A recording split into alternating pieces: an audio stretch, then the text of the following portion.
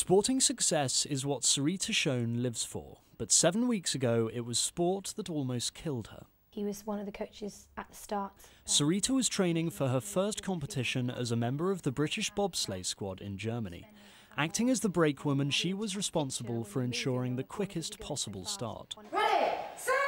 But on a trial run, something went badly wrong. We just went up into the roof, hit the wood at the top and peeled off, and unfortunately the angle and the direction that we'd gone in at and come down at, my back was the first thing to hit the ice, and then the bob came down on top really, so we were upside down, and then because of there was another corner to go, the speed whipped us round on our side, so the pressure was still coming on then. Serita was airlifted to hospital and doctors feared the worst when x-rays showed her spinal cord had moved 15 millimetres to the right.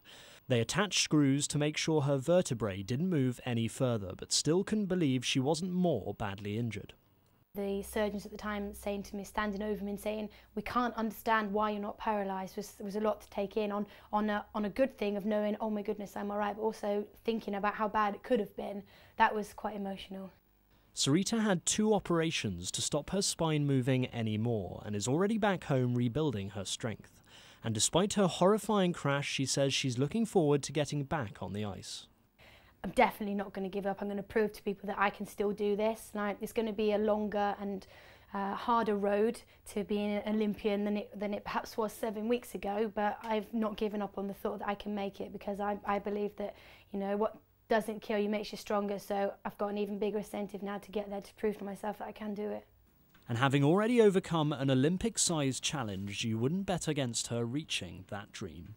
Simon Pusey, 5 News.